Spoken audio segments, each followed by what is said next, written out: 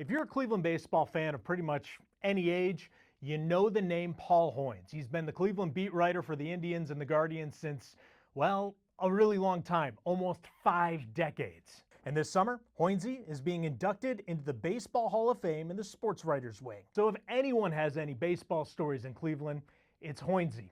And Hoynsie has some stories. When Hoynsie joined the Plain Dealer in 1984, apparently his editor at the News Herald didn't take the news too well when handing in his 2 weeks' notice and socked Paul Hoynes in the face. And that would hardly be the last time this job has thrown Paul into a fight. Like the time in the 80s when outfielder Mel Hall got in a car accident and was sued.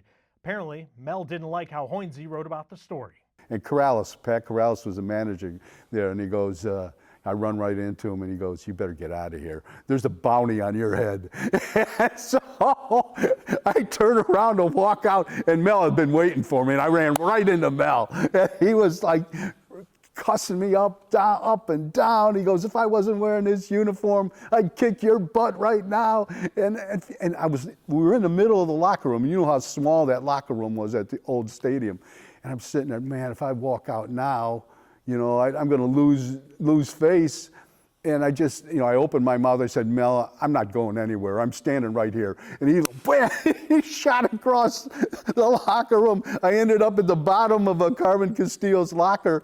And thank God for Otis Nixon. Otis Nixon pulled him off me, and Tony Bernazard pushed me out of the locker room. It was, come on, God.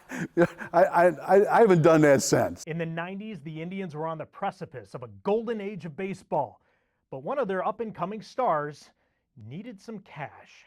We were in Kansas City in the locker room, and Manny and Julian Tavares came up to us and said, "Hey, can we borrow 10 grand from you guys?"